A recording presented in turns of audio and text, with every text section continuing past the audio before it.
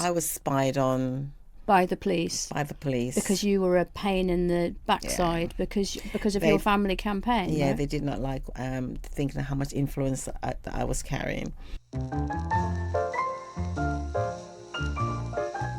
Doreen, Baroness Lawrence of Clarendon, welcome to the Speakeasy.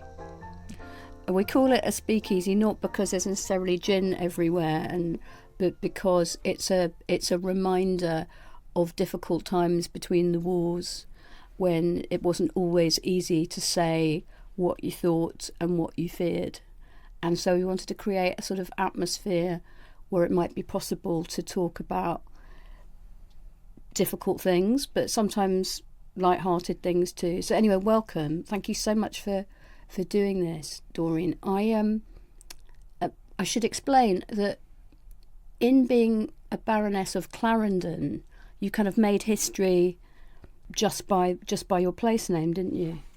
Yeah, I presume so, because it's part of the Commonwealth. Yeah. So and it was quite a novel thing not to take an English county or an English village, but to take a place in Jamaica.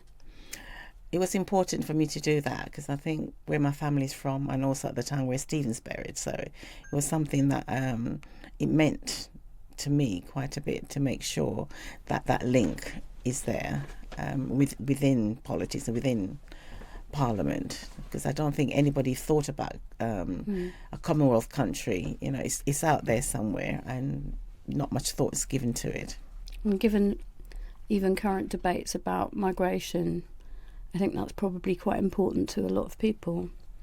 Well, definitely so, because I think back in, I'm trying to think when it was, probably late 80s or 70s, when families will come over because they've been invited over for Christmas, and then they got stuck on the tarmac and they wouldn't allow them into the country and just sent them back, because family would have prepared to have them over for Christmas and sent for them, pay all that money, and then the British government wouldn't allow them into the country. And that's even before we get into the scandal that became Windrush. Yeah, well, definitely long before that. So you were born in Jamaica in 1952. Yeah. Uh-huh. And came to the UK as a young child. Yeah. Was it about 9 years old? I was 9, yeah, 9 going on 10, but I was 9. Do you have many memories of that time? Quite a few. I think driving from the airport was just seems really strange, and I was saying to somebody once that during that time they used to have a milk used to be delivered by a horse and cart. So, and they just sort of looked at me as if to say I've gone a bit thing. But back in the 60s, that's what happened. Amazing, because it would have been about 1961. That's 1962. I'm going forward. Yeah. So yeah, milk was delivered like that to our houses. And the first Race Relations Act was, I think, in 1965. I suppose I know more about the one that happened in 1976, and it was the Labour government who instigated that one. And of course, constant backlashes. Whenever there's progress, there seems to be a backlash. I don't know if you call it progress. I mean, it's okay, so people don't talk about it much. But I'm trying to think of the person's name who in 1976 was talking about immigration and about, and this is after Enoch Powell's speech. So even then Labour was around immigration. So I think they're trying to say now that they're enlightened and immigration is something that they want to fix. But I don't know how they're going to fix it if from going back then and to now, what has changed? I'm not certain what has changed. Yeah, I mean, so you mentioned Enoch Powell's infamous Rivers of Blood speech. That was 1968, and people still talk about it now. Yeah. For many of us, it sends a shiver down the spine. I was born about a year later, and my parents were beaten up on Hampstead Heath as they walked me in the pram in probably late 69 or early 1970. And I remember as a small child seeing graffiti everywhere. Enoch was right. And I think it's sometimes very, very spooky and chilling to hear other people refer to that speech and those times as if there was something positive about it. But I guess there's then and now. It's kind of Groundhog Day sometimes, isn't it? Well, definitely, because I think even like when they talk about the Windrush, one of the things I was saying about around the Windrush and around the scandal, if you look back to when, just after the war, when they needed people from the Caribbean, from all parts of the world to come and build this country up. But what they didn't do was speak to the people within the country and just say, look, this is what's happening, this is what we need, and these people are coming to help us. So, these are our, not just say visitors, but these are people that had worked and fought in the war for us. Well, yeah, and as Saeed Avasi, our colleague in the House of Lords, Conservative colleague, said in the debate recently, we wouldn't be over here if you hadn't been over there. Oh, true. I mean, it's this country, I don't think there's any country in the world that they haven't been to take what they want and then turn around and tell you, excuse me, we don't need you here. Go back to your country. It's like, which country is that? Which country is that? Exactly. Yeah, absolutely. So more positively for a moment, I reckon that we've known each other for about 22 years. Is it that long? Yeah, because I traced it back to being a brand new young director of Liberty, and you were already on Liberty's council. And I remember all your support and encouragement and solidarity, even in difficult moments over difficult issues. I remember also there was never really a separation between race equality and civil liberties and the rest of human rights. It always felt very, very integrated. Things like stop and search powers and locking people up without charge or trial, or compulsory ID cards, for me at least, always had a kind of racial dimension to them. Yeah, because I know during that time that around the ID card, how Liberty was so much against that, and it was something is like your mantra around that at the time, around ID cards. Even now they're beginning to talk about it now, and I'm not certain why bringing it back now, and I presume they're using it again against immigration, because government IT schemes have always gone so well, and maybe Fujitsu need another big contract after their great success with the post office. The post office, yeah. Possibly. It's kind of strange sometimes. It is like Groundhog Day sometimes, and yeah, it's people get entrenched into these positions, and something's almost unfinished business, perhaps. I don't know. I think the IT thing is something that's going to come back and bite us somewhere down the future, because I think even when people are telling you things are going wrong, you don't believe them, and and IT seems to have a mind of its own. Well, that's right, and it's and of course with artificial intelligence in particular now, it's very difficult to even see what is happening and what's being done in our name, because it's all sitting inside a black box that's owned by a private corporation.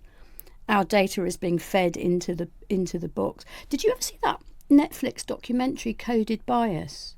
No. About the way in which some of this technology is inherently racially biased and sexually biased, because the originators were young white guys in California, and the technology is almost in their image, and the artificial intelligence is their worldview and the data that they feed it. I don't know. I think stuff to do around intelligence and artificial is something going back, because sometimes they make various films and things, and you think they're so far-fetched, but the reality is true. Yeah. And you're hoodwinking, believing that there's somewhere out there is never going to affect you, but gradually it's imposing on your life, and by the time you realise exactly what it is and what's been going on, you can't change it. Well, when you and I were born, Doreen, there were barely computers. I mean, there's no computers. There's no computer. I mean, computer technology started taking off properly in the 1980s, I think. And as for the internet, I mean, that just didn't exist. I think that came about more in the 90s, late So it's 90s. It's a huge revolution in our lifetime, and I'm not sure that the politics and the law has really caught up. Speaking of law, you have been around a lot of lawyers, and unfortunately a lot of courts as well. Not as a lawyer yourself, but certainly as a client and as a campaigner. Again, not a campaigner of choice, but of circumstance and necessity, also conviction. You must have some impressions of lawyers, good lawyers, bad lawyers, the system. The system. It's very difficult to talk about the system because when you're caught up in it, you're within, and you're still trying to understand how the system works. But most of the time, the system is against you anyway. And I think when you look back at what happened around Stephen, the court case, and how lawyers... You're talking about the private prosecution that you brought. But even the private prosecution, I think even before that, how the court works. And they're quick to tell you that we can't do this, we can't do that. And I was thinking this morning, I'm just tired of people keep telling me what I can't do. Right. I'm really tired of it. Because even in my home life, trying to do stuff around my house, they tell me, oh, you can't do that. And I'm just thinking, how do you mean I can't? Why can't I do that? And I have to keep pushing. You don't take kindly to being told what to do. I don't like when people tell me I can't do something. Do you remember always feeling like that? Or is it something that now really dates back to your experiences in the 90s? I suppose I must have been as a child. I don't know. But Yeah. I think it became more after Stephen's death, because I just think, to me, I think when things look straightforward and I can't see where things you can say, well, this won't work. I can't see it unless you can demonstrate to me why it won't. Then, just tell me you can't do it or I can't do something. Then, you need to justify that to me. And I think during Stephen's time, they couldn't. And so you just kept going? Yeah, because as far as I'm concerned, we didn't do anything wrong. Stephen was a young man going about his business.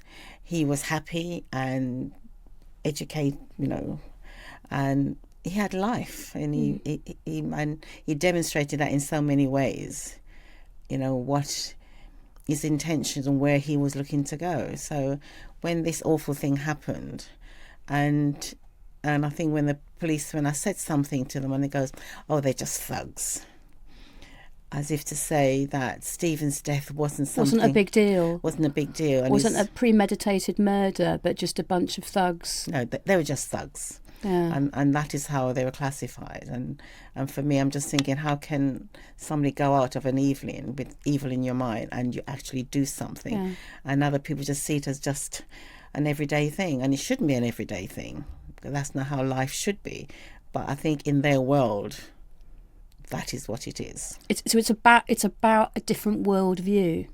Yeah, they see themselves as these white young boys growing up. This is our turf. Who are you? What are you doing here? You shouldn't be here. This is not where you belong.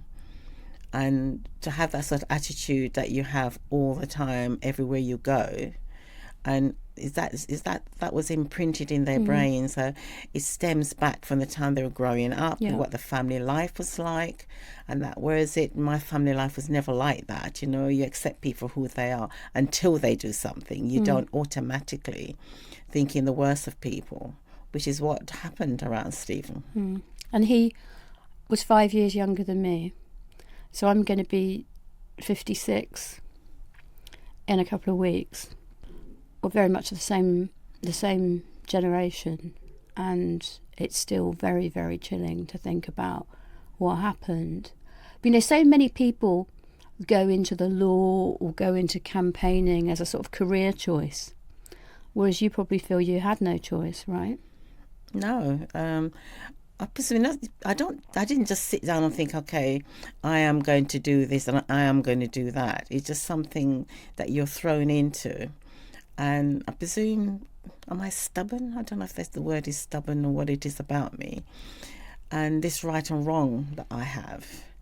and what happened was wrong, and how we were treated was wrong. So everything was wrong around that, and nobody stopped to think that, oh, this is a little bit unfair, or this should never have happened. What can we do to make it better or make changes? There was none of that, and the government of the day weren't interested. Nobody was really interested in. And Stephen wasn't the only young black boy who was murdered. There was others before him and others since. But the care that people have around the black community is never the same. And I think in some respect it's continued to be never the same. Do you think it's continued, or do you think it goes up and down? Do you think what we're facing at the moment is a kind of regression, going backwards, or do you think it's just we've never really overcome the racism that we knew when we were young, and even, you know, what Stephen experienced in 1993? I think in some cases it depends on how people look at it. I think after Stephen's death and after the inquiry, people begin to question themselves and look at themselves a little bit more. You find that within employment and businesses, they start talking. I think before Stephen's death, a discussion wasn't always out in front. It was sort of simmering there, and things are happening, and people, as if to say, black people know their place in a way, and didn't try and challenge anything. But Stephen's death allowed people to start challenging, allow people to start talking more openly, allow people to start demanding more from government, from society. But only because you wouldn't let it go away, only because you just kept going, right? Yeah, because why should I allow them to think that my son was worth nothing? Why should I allow the government or whoever it was of the day to believe it's okay that somebody can be murdered and we just move on from it? I mean, this is a huge burden in a way, but when I think about it, I can't think of anybody else in UK history really who's so associated with the fight for race equality in particular. I can't think of anybody else who would be like a British Martin Luther King or a British Nelson Mandela. I mean, these comparisons, I know how humble you are, and you probably find that embarrassing, but I guess what I'm trying to get at is that must be quite hard to contemplate, that people look to you. I mean, this started because of a terrible atrocity and the worst thing that can happen to a mother. But now other mothers, other children, other people all over the UK look to you as a symbol of struggle and a struggle for justice that we haven't completed yet. Yeah, that's true, and it is a burden, because I don't think all of it should be placed on my shoulders. But then people don't know what else to do. Do you feel that a lot? Do you feel people? It is. They must be writing to you the whole time, stopping you in the street. It really is a burden, I think. And I don't think people mean it to be that way. I think they're just so frustrated with what's happening, and they believe because I have struggled and I've got something, that they too deserve to have something, which is true, they do. But I can't be the person to do it for them. Absolutely. But you have inspired a lot of people, myself included, not least because we worked together for so long and do again. So because of your initial struggle, there was the Lawrence inquiry, chaired by Lord Macpherson, with the finding of institutional racism in the police force, which was initially accepted, but sometimes there's a backlash. Sometimes people try and go back on that, even today, I find. I think it was accepted, but I think where the police was concerned, they used it as their things. Oh, we can't do this because we'll be accused of being racist. We can't do that. But if you do your job and do your job correctly, nobody would accuse you of anything, because it's not set out as a beating stick for you. It was set out to make sure you do the right thing and you do your job in the right way. And they never thought about it like that. They just see it as a constraint on their freedom. That they can't do this because, they'll be accused of racist. And of course now, we didn't used to hear this in the 90s, but now the phrase is woke. Yeah. And how, I know how I feel, but how do you feel now after all that struggle? The inquiry, the Race Relations Amendment Act that became the Equality Act later. How do you feel now when, partly because of what's happening in America and partly because of things that are happening in Britain and Europe, there is no doubt this kind of backlash, and all that progress is kind of put in a box called woke, and people are saying that we shouldn't have equality and diversity schemes in business anymore, or even in government. How does that make you feel? I think Britain has a way of, it sort of reminds me, going back to, I think it was 2001, when they had this conference over in South Africa, down in Johannesburg. And it was, I'm trying to think of the title, it was race relation and something in xenophobia or something like that. And I remember people saying to me about me going to South Africa, and why isn't the government using you to make sure you go and you speak up for? And in the end, it was Amnesty who sponsored me to go to South Africa. And I remember, I was there for 2 weeks, so wandering around, it was a big thing because people from all over the world was there, so it was a big. And so on the opening of the conference, and I'm thinking, why aren't I being allowed to go into the room and come again, telling me I can't? And so I start going around and speak to various people saying, I think I need to be in that room. And it came back and I ended up in the room. Right.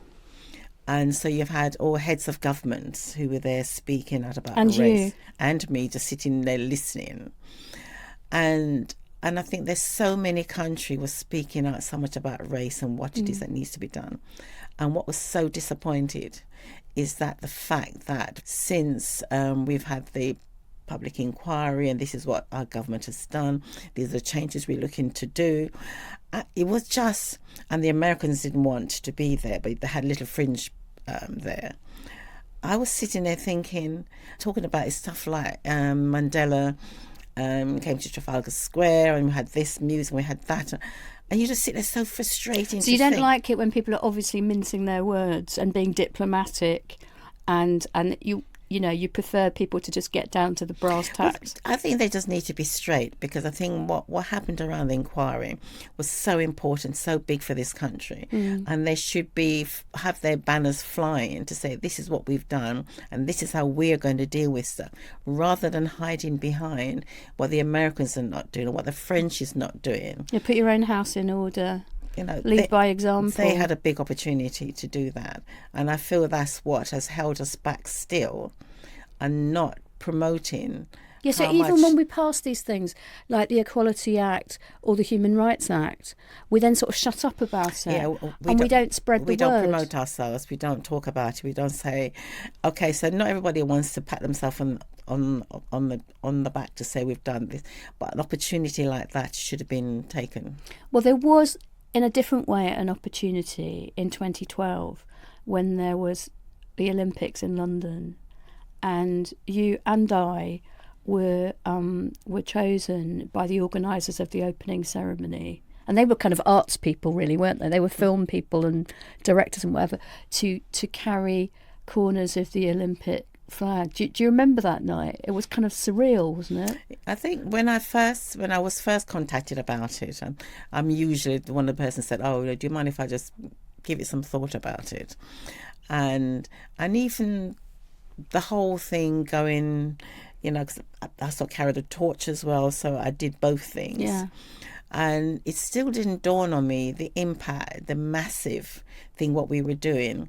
It wasn't until I stood there waiting to walk out that I went like, It was surreal. It was just an amazing thing. And do you remember, it was all very secretive, and we kind of driven in a secret bus and put up in a secret hotel, and it was all quite strange. You couldn't talk about it. You couldn't do anything that nobody. I could talk to you. In fact, when they asked me to do it, I initially thought it was a practical joke from one of my Liberty colleagues, and I started joking with the person down the phone, going, "Yeah, absolutely," and but sarcastically. And then I realised it was real.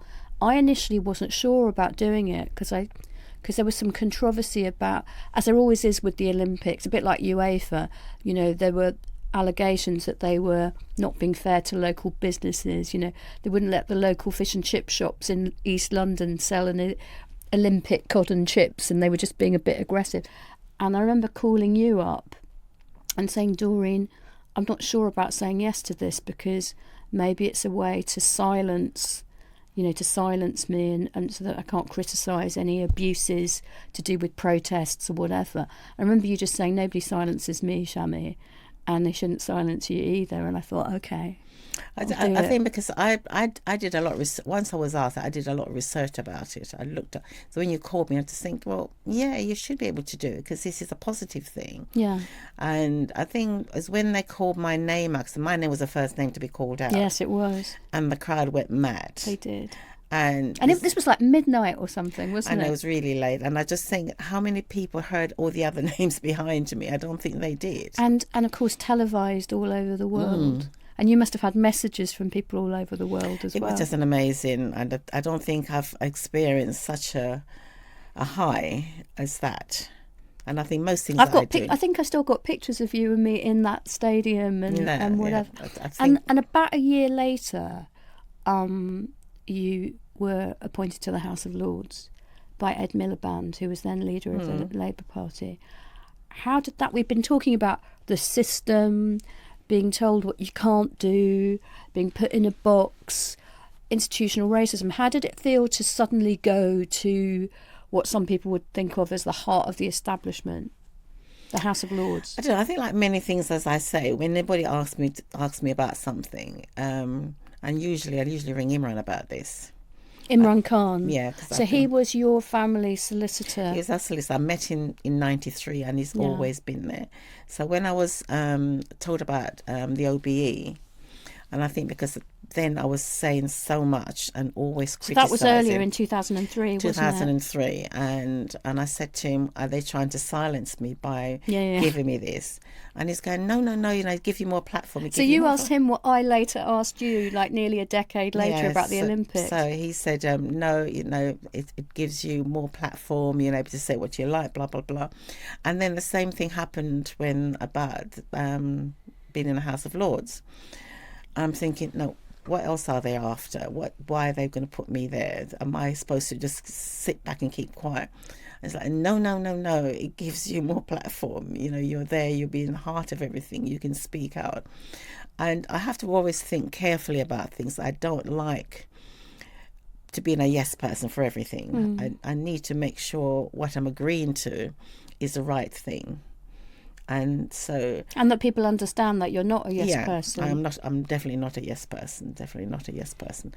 I make sure whatever it is I'm doing is the right thing, and so that I can support people wherever I can, rather than they're thinking, okay, Doreen is here, Doreen will do this. No, Doreen won't do this. Yeah. She'll consider it first and then work at it. And still go. So look, we talked a lot about racism and campaigning around that, but you've always been a broader human rights person and very inclusive of all people as well, and that is now manifest in what became the Equality Act 2010. So I mean, as a direct result of the Lawrence inquiry, we got the Race Relations Amendment Act, which extended duties to public services, not just private companies, to not discriminate and to promote race equality. But the Equality Act is supposed to protect the rights not to be discriminated against of all people, gay people, disabled people. You know, all. How do you feel about some of the current rows again around trans people in particular? I don't know. I'm always, for me, everybody, I don't start making judgment against anybody. People do or be whatever they want to be. And wherever I can, I support. I'm never going to criticise anybody for who they decided, whatever that they want to be, because you should be able to live your life how you want. And whatever happiness that you have from it, that's what it should be. And so I would never, ever say to somebody, I don't think you should be this, or why are you like this? It's not for me. Because that's like, where are you really from, isn't it? Yeah. Do you not feel this? Yeah. I feel that too. I feel it's I'm not turning for away a me. refugee to my sex. No. I'm not the sex police or the race police or the border control. Do you know what I mean? It's like, when is it? There was a couple of weeks ago, I was went to the shops and I was coming back, and this guy came up. He was a black guy. Came up to me, a young guy, asking for money. And I looked at him and I said, I hate going into my purse to take money out because I don't know who's around me, and I hate doing that because there are times I do feel quite vulnerable when I'm out like that. And I just looked at him and I said, where are your parents? What's happening with you? And he just sort of said to me, they don't want to know, they don't want to. And I said, why are the reasons? Because I don't usually stop and talk to people on the street. I really don't, because I'm You're quite shy. Get my head down and I'm moving on. But I just felt that I needed to talk to him, because he looked, and he could have been my son, basically. He could have. And I just saying, what's going on? What's happening with you? And he just said, I don't know, but I can't go. I said, I'm sure if you used to go back and knock on the door to your parents' house, I'm sure they won't turn you away. And I gave him the money, and then I left. But I don't know, at that point, because usually if I have money, I give. Another time, if I don't have it, because you don't carry cash anymore with you. And for that, I just felt I needed to. Many times when I see people, it doesn't matter what race they are, especially if they're young, the question I want to ask, have you thought about going home? Yeah. Because I think sometimes when you do leave home as a young person, it's hard to go back. It's hard to go back. There's pride. And you feel that nobody wants you. But I'm sure if you knock on that door, they'd be so glad to see you. But sometimes home isn't safe, right? Yeah, there's that, but we don't know. No. So at least you're reminding. We don't know how things are for them. And, okay, this society here, there's a lot more help can happen. Because when I go to the Caribbean and I see people on the street, there's nothing there for them. All they have is the sunshine. They don't have anything. Whereas it here, there's social service. There's something to pick you up at some point. But, yeah, life is tough. Life is tough, but so are you, Doreen. How much of your strength and kindness and attitude comes from your faith? Because I know you're not one of these people that evangelises, but no, that's not me. I know you are like banning the thing. No, but I know you are a woman of faith. You are a woman of faith. I am, yeah. And I look back at my grandmother's. I think spending those short years with her before she passed was a grounding for me, and I've always held on to that because she exhumed kindness. She was somebody like within, they probably call it the district, because I suppose as young I don't really understand all of that, but people go to her. Yeah, and now people come to you. Yeah, well, not that I can do that much, but yeah. But they do come to you, and you're never going to escape that, I'm afraid, Doreen. I don't know. But look, we were talking before about education. It's all very well passing the Equality Act, passing the Human Rights Act, passing all these beautiful, shiny laws. But if people don't know their rights, what's the point, So public education and education is super important, isn't it? For me, that's always been my mantra about education. Yeah. And that's a big part of the work that you've done in Stephen's name, setting up the foundation and the trust and prizes for young architects, and very much always looking to the future and other people's children, not just your own. Yeah. I don't know. I've always said education is something that nobody can take away from you. It's something that that you have and you have for life. But if this country don't give you the right grounding, the right standing within education, and I was talking about this the other day to somebody, because I think, especially we look back on Windrush and the racism and everything that exists in there, I think if education was something that was taught in school, we need to change the whole thing, decolonisation. Yeah, people don't understand about empire and the colonies. They don't know. And slave trade. And unless we do something about that, And one of the things I think doing this new role is beginning to, every time anybody mention it to me, I give a sigh. Because unless you can change things. So which new role? This role of the Race Equality Engagement Group, and there's a long... For the Labour Party. For the Labour Party. I feel that unless we are serious, all we're going to do is have another report that sits on the shelf and nothing happens. And that is one of the things I said about Stephen's inquiry. It cannot sit on the shelf. It has to have some meaning. The recommendation has to happen. And I'm trying to say to them now that within education, it's not just the kids. You need to look at teacher training. Unless you train the teachers for them to feel comfortable in the classroom, to talk about race, to talk about the wins, to talk about all the things in the history has gone by, how people have suffered to be here, in the war, what people have done. What do you say to people, including some of our colleagues in the House of Lords, who would say that's too woke, that's too political, that's too politically correct, that's not proper history, that should be, I don't know, kings and queens of England or something?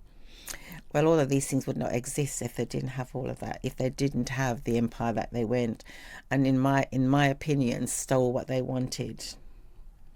Absolutely. This country wouldn't be the country that it is now, hadn't they did what they did back then. Yeah. And all the help and the sacrifices that people has made to make this country what it is today. So going back to you, to your roots in Jamaica and being Baroness Lawrence of Clarendon, I'm seeing more and more, I think, the relationship between decolonisation and climate change. I don't know if you remember, it was kind of maybe during COVID when the Black Lives Matter movement had a kind of resurgence. It was around the same time that the climate movement was having a resurgence, and the last government, the Conservative government, were introducing all these anti-protest powers and so on. There was a kind of alliance, I thought, between the Black Lives Matter movement on the one hand and the climate change groups on the other hand. Did you sense that as well? I think what I sensed around that time was how the country had come together. Yeah. And there wasn't a black or a white or a race, whatever. It was people demonstrating together because they felt what had happened was just so wrong. Yeah. And they wanted to change. And that was just shut down so quickly. Yeah. That was just shut down so quickly. And now, quite politically, actually, from central government and objecting to taking the knee. But footballers still do it. Professional footballers still do it. It's an act of solidarity. I'm trying to think. He was Minister of what? I can see his face. I can't think of his name. He said the only time he'll take the knee is when he proposed to his wife and to the Queen. That was Dominic Raab. Yes. Who is no longer in Parliament, I believe. Yeah, so that's the only time that he would take the knee, when he was asked about that. Yeah, because it was important to him to dismiss that gesture that so many people were engaging in as an act of solidarity with people who had been, again, treated appallingly by the police, in that case in the US. But back on the education piece, which I know is really important to you, you're Chancellor of De Montfort University now, and you have been for some years. Yeah, not anymore. I mean, I said no. Have you finished there now? Yeah, well, not anymore. I've not been that now for, I think, just before the COVID. Oh, really? So, it's been a while. But you speak in lots of schools and universities, and you're asked to speak in all these places the whole time. Is that something that you enjoy, or do as a duty, or do as a chore? No, I do not enjoy any of that. I really don't. I think there are times I will do things because I think it will support, like if it's young people, universities and stuff. I think I'll go and do that, but it's not something I enjoy doing. I think basically because I'm quite a shy person thing, and to be out there, and I'm just thinking, okay, I may speak about that, but what do I know about X, Y, Z? Am I going to tell you how they're going to live their life? What do I know? And so I think that's why sometimes I'm a bit reluctant to do that. On this social policy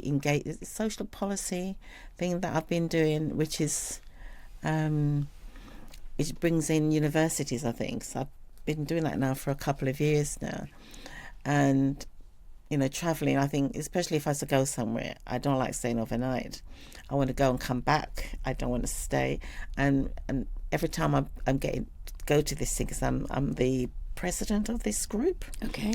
And so I have to stay overnight because there's always Scotland, Wales, and it's always an evening thing. So this is a higher education thing? Yes, higher education stuff. So I do that, and I've been doing that for a good few years, but I'm coming towards the end of that now. But I'm doing that. But I still do things. It's like there's a group who did, they're over North London, Wood Green. And there I keep thinking, that's out of my comfort zone. North London, there'd be dragons there. I know, North London. And it was a group of kids, and they were, I think, mainly secondary school kids. And they've decided around Stephen Lawrence Day, they're going to do like a mural for him. And I saw pictures of them, sitting on the table and doing all this bit. And they invited me, and I'm just thinking as usual thing about it. And I thought, no, I'll go, because I think all the effort that they've put in to do that, they never had to. And remembering about Stephen and marking the day was important and important for them. So I thought I would go, and it was an amazing thing to see what these kids had done. And there was this painted a mural. They did. No, it's like a movable one, so it's not on a wall. So it's like it's quite more than 6 foot tall. But each classroom did their own bit, and then they have a face that they hadn't quite finished, which they're going to be finishing. And to see how many young people had taken part in the school, and it was over in Hackney, I think, and the leader of the council came to that and stuff. And there was this young man who was singing. He had just a most amazing voice that he sang. And it's things like that I think I want to be more part of than going talking to adults and whatever, because I think... So you like being around young people? Well, because I think they're the future, and I think you can do a lot and influence and help shape where you think they might go, and they may listen to you because they see Stephen as a positive role model. And I'm so pleased that I've managed for them to see that, rather than just talking about his death all the time. Yeah, and because he was a bright young man who wanted to be an architect. He had places to go. And I want them to think they've got places to go also. And you've been to lots of places on your journey as part of your struggle. But what do you like doing just for fun or just to rest? It's always difficult. I think because I can't go somewhere without just being in a place, just being me. So really I do aqua and stuff like that. I think that I enjoy doing that. But it's difficult. The minute I open my front door, it's like putting your mask on, because you cannot be you when you're outside. Because you're too recognisable. Yeah. I keep promising to get myself a blonde wig. I haven't got around to that. Well, it's not too late. Yeah, well, we talk about it all the time, but it doesn't... But that wouldn't necessarily be such a great disguise, would it? No. It might even draw more attention. I think everything over the years, I've lost my hair and all, and it doesn't matter what, people still... Even walking behind me, somebody from behind recognised me, and I don't know how you do that. Well, that's... Yeah, I mean, that's testament to, I guess, how recognisable you are, but it's hard as well. Right? Yeah. So there's no escape. Once you're out of your home... No, it's no escape. And we haven't talked about the media. That's been a complicated relationship, hasn't it? And they may, for all I know, there may still be cases and things, but it's tricky as a campaigner, isn't it? Because on the one hand, the media can help you publicise injustice and causes and call people to action. But on the other hand, there's a price, right? Yeah. There is a price, because I think I don't do media unless I'm forced into it. It's not something I'm comfortable with. But there are times that, let's say I presume it is you use the media in order to get your message across, because it's something that you need to do. So when I have to do that, then I will. But it's not something every time something happens out in public, they'll say, Doreen, you want to talk about this? And just think, no, I don't need to speak. Oh, you mean about coming it. to you to give a quote about whatever it is, anything to do with injustice or race relations? Anything that's happened, do you want to make a comment about that? And I just think, no, I'm not rent a quote. No, I don't. So unless there's something important for me that I needed to say and get across, then I'm not doing media. And you've got a very strong instinct about when there is something you need to say. Yeah, definitely. It's not a calculation, you just know. I presume it is, because I think you look around you and you see and what the impact that you can make and make on others is, to me, that's what's important. You don't just for the sake of for them, because I think everybody wants you to talk about them and turn on to breakfast TV or whatever it is you need to turn up to. And for them, it's important for them. But is it important for me? No. And you've got a very clear compass for when it is important for you and when it isn't. A lot of people, I think sometimes myself included, look at the state of the world at the moment and think, gosh, how did we get here? This is not a great time, like anywhere in the world. I mean, maybe I'm just an old lady now, or seriously middle-aged lady, but I certainly think this is one of the toughest times that I can remember, if not the toughest. What do you say to people to encourage them not to give up in these incredibly difficult times? Both sides of the Atlantic, in Europe, all over the world, there seems to be populism, intolerance, polarisation, even hatred of a kind I didn't think I would be experiencing or seeing right now. What do you say to people to encourage them that all is not lost and that it's worth keeping going? No idea, really, because I mean, it's that everybody has their own viewpoint of how things are, and I think when you see the hurt and pain that's happening across the world, there's nothing I personally can do about it. You may raise issues, but people are not listening. And they're so focused on themselves and don't think of others. I think every time I look at I probably shouldn't be watching the news as much as I do, but I do. And when you hear certain things, you think, well, how do you know that? You don't. And how can you speak for somebody with such confidence? Yeah, you can't. And the suffering, and I'm always saying, dear Lord, why these people are suffering? Can't you see how much you're hurting somebody? Yeah. And who gives you the right to do that? None of us has that right. Yeah, just denigrating people just because of who they are. Yeah, none of us has that right. I have to say, I feel that way about some of these desperate people in small boats. I can't separate. For me, I can't separate the idea of desperate refugees in small boats from. And my parents weren't refugees; they were Commonwealth migrants, like you, Doreen. But the idea that, say, Rishi Sunak, who's as British as I am, would have a slogan called "Stop the Boats." My parents came on a ship. Okay, it wasn't a small boat, but it was a ship in the 1950s. I just think it's absolutely bizarre that "Stop the Boats" should be this mantra, and I can't separate that from. I mean, I know that nobody wants people to get into to be so desperate that they have to come in a dinghy and risk their lives and their children's lives. But why don't people think about why that's happening and what these people are fleeing in the first place? I find that very difficult. Because it's not their world. They would have no idea. They are brought up in this country where everything looks and feels fine. But if you're in a war-torn country, every time you have to be cowering under and going into a bunker, and this is your life, and there's no escaping from that. And until that find themselves in that position, they will never know.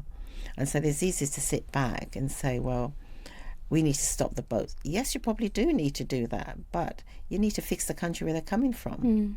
And if you fix the country where they're coming from, they won't want to leave. Do you not think it's weird as well that people are happy to justify going to war over there, wherever over there is, but the moment desperate people from that war-torn place, the same place, flee and come over here, then we don't want them. Yeah. Afghanistan, Syria. I mean, so all they're looking for safety. All they're looking for some safety is that they can live their lives, bring their children up without having bombs going off around them, without having people shooting at them constantly. We don't know those experiences. We don't live in that. We don't know what it's like. And we can stand back and have that judgment. And those judgments are never right. You've been very clear about not sitting in judgment over people.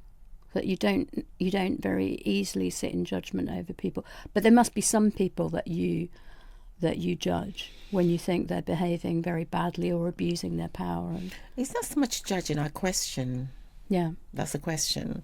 Because when you have people come up and say, "Well, I think this shouldn't happen or that," well, who are you to say that? I do question. I think judgment is quite a strong word to judge somebody, because you don't know what their lives are like. You do not know what happened before. So I don't think I judge people. I always question. I question their behaviour. And my children were brought up, don't do things to others that you don't like to be done to yourself.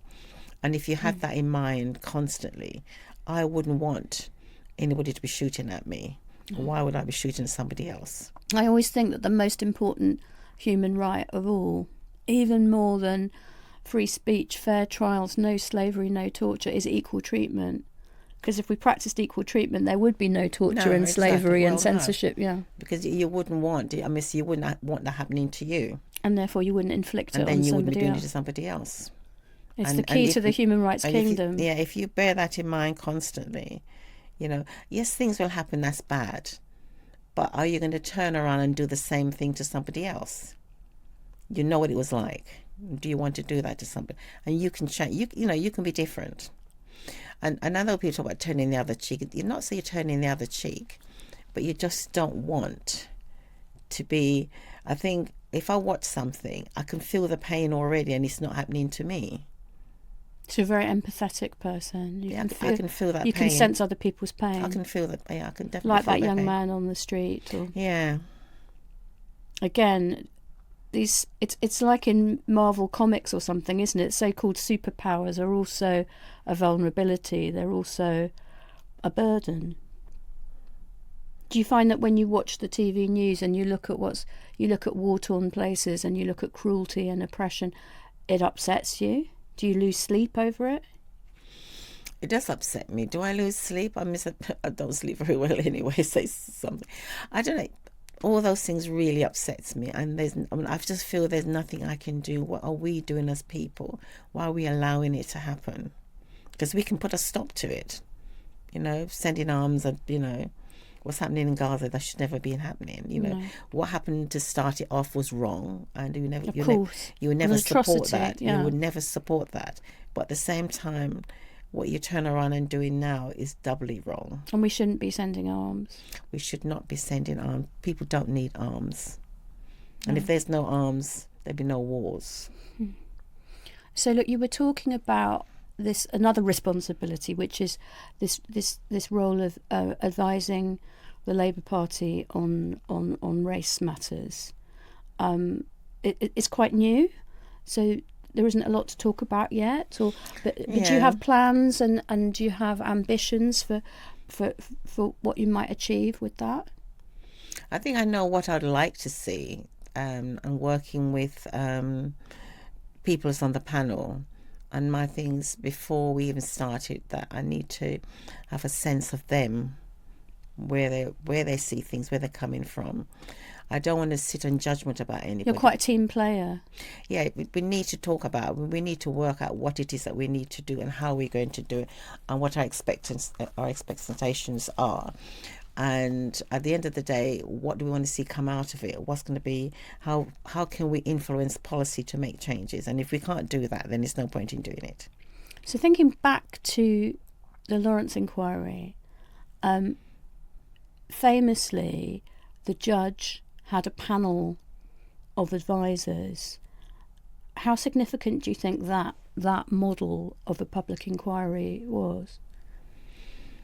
Very much so significant, because I think without his advisors, there's nobody he can, sometimes we as an individual, and we want to make a decision or what, but then you need to talk to somebody. We need to have a banter. We need to understand how best to go about it. And I think him having advisors worked.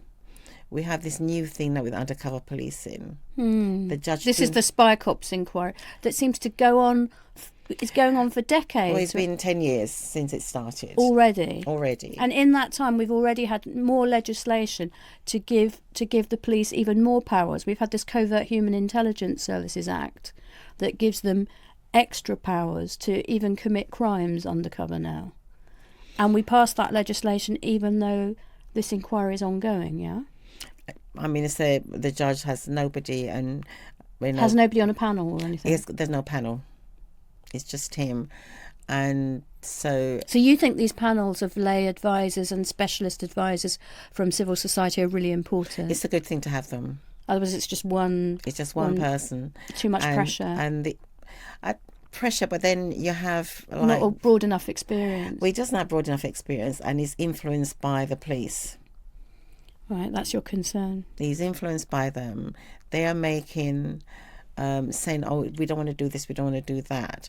My mental health's been affected by this, and so you have all of these things." And it's all sitting. Is it sitting in secret, or there's a lot of secrecy around the process? There's a lot of secrecy around. It's supposed to be a public inquiry. And I have not been to a court hearing. I've not been to any of the things. Gosh. And I don't know if anybody have they. And you're a court participant. I'm a court participant. And just to explain, that's because there are revelations that you were subject to undercover surveillance. I was spied on. By the police. Because you were a pain in the backside, because of your family campaign. Yeah, right? They did not like thinking of how much influence that I was carrying. So phone tapping, whatever else that they're doing, looking into my bank account and all sorts of things. There's loads of stuff that I didn't know that until, 2022, around about that time. Gosh, that's only 3 years ago. So I knew nothing about it. So does it feel sometimes as if the hits keep on coming? But there's never any closure. If you think about since Stephen's death, it's 32 years. And in that 32 years, there's been something going on practically every year. So when do I get a break? When does my life starts again? When there's no end to it and I'm supposed to just carry on? It's just... Yeah. Anyway, I don't think it's something I can talk too much about because it's ongoing. It's on ongoing stuff, so I can't really talk about it. But this is your life, isn't it? You can't. I can't escape your campaigning life. The way people looking to you for answers, for advice, for inspiration, and we do. Yeah. Well. And I'm thinking, what do I know? I'm just a girl from Jamaica, came here as a 9-year-old, went to school, eventually did my degree as a mature student, and that's it. And so much more. Always the humility. Doreen, I am so grateful for your friendship, for your solidarity and your values. And the shining example that you offer to so many people in this country and all over the world. Thanks for talking to me. Okay, thank you.